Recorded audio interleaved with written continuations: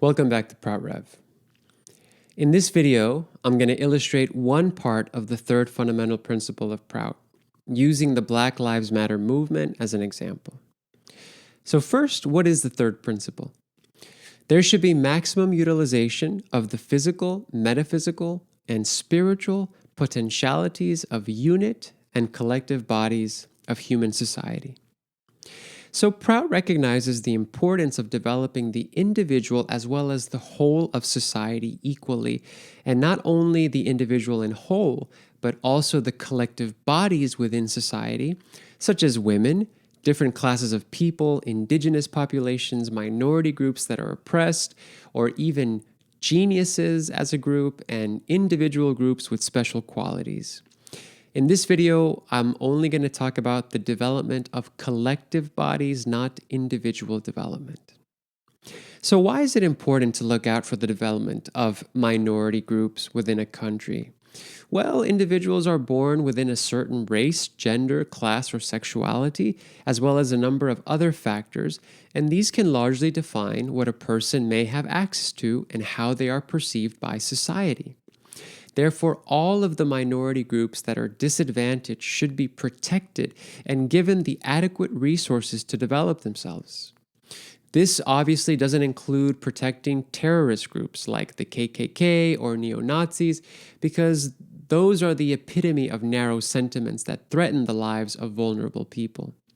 P.R. Sarkar, the founder of PROUT, said, "Many races and sub-races have been suppressed and exploited by powerful or dominant races.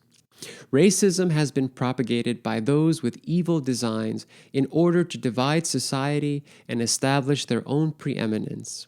Society must guard against such narrow and dangerous sentiments, and this can be done only if every ethnic group has adequate scope for its expression and development."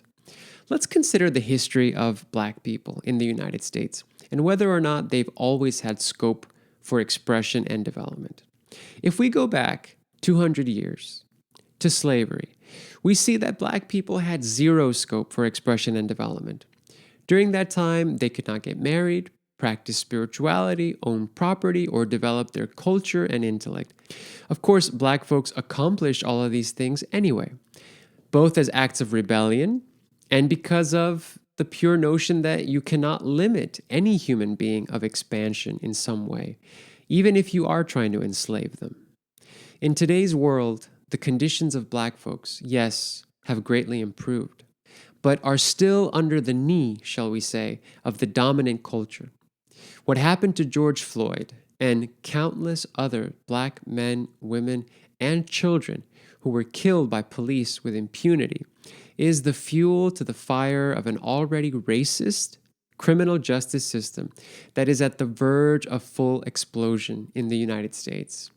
In this country, a white male has a 1 in 17 chance of ending up behind bars. Yet for Black males, it is 1 in 3. Not only are Black Americans the victims of a racist criminal justice system, they've even been disproportionately devastated by the current pandemic. According to the Guardian newspaper, almost 3 times as many Black people are dying of the virus compared to white people, and at least 20,000 African Americans have died, according to AMP Research Lab. In New York City, the virus is twice as deadly for Black and Latinx people than white people. African Americans are 70% of all coronavirus cases in Chicago, which is a city that is 30% Black. If there was ever an example of for whom the third principle of PROUT was created, it is for the horror that Black people face and other oppressed populations around the world.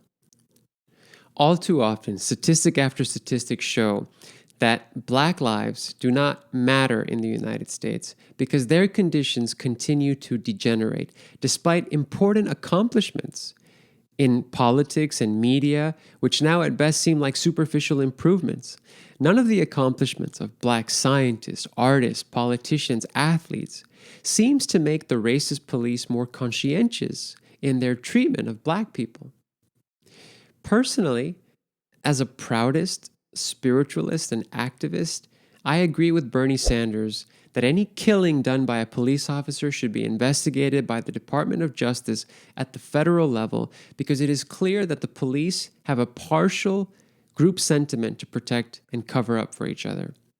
So the fraternity order of police and cops in general, in my opinion, behave like racist, classist cult members where their well-being and superiority trumps all others.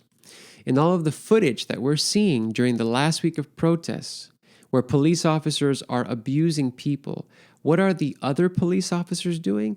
Standing by and watching. This debunks the few bad apples argument because we seldom see police questioning each other for the crimes they commit. Thus, they should all be complicit when one cop does something bad and the others just watch. The media and many people in the US perceive the police to be like a sacred cow that can do no harm. But the police should be the first ones to be reprimanded and punished if they ever commit crimes, because they're supposed to embody ethics and service. However, so many videos being shared on Twitter demonstrate that many of them are brutal, vindictive, and that they will not resist from abusing protesters at any chance they get. I was happy to see that Keith Ellison, the Attorney General of Minneapolis, has taken the George Floyd case, and I'm optimistic that justice will be served for George Floyd, his family, and the Black Lives Matter movement. I hope that all 4 police officers are tried for murder, as well as all police officers who were ever let off free for killing unarmed black people in the last decade or two. Of course, now it is very hard to appease the masses that are protesting and rebelling because time and time again, black people and anti-racist activists have been lied to and ignored. Yesterday, Trump did another ridiculous thing. He had peaceful protesters in front of the White House cleared with rubber bullets and tear gas ahead of curfew. And then, in the words of CNN reporter Stephen Collinson, in one of the most bizarre moments in American presidential history, he strode across the park to stand in front of an iconic church holding a Bible aloft in a striking photo op. His vanity is more important than black people's movements, and his speech escalated tensions by continuing to threaten the American people with their own military. Let me ask you a question. Who will protect the black people and their allies if the U.S. military should crack down on them? One of the visionary concepts of PROUT is that at some point in the future, when humanity is civilized enough, there will be one military force for the entire planet. That force will be the protective shield for minority groups in countries where the dominant culture may want to be physically abusive. Until that time, we have to remember that the oppressed collective bodies in our society should be given full scope for expression, justice, and development. Thank you for watching PROUT Rev. Please make sure to comment, like, and share this video.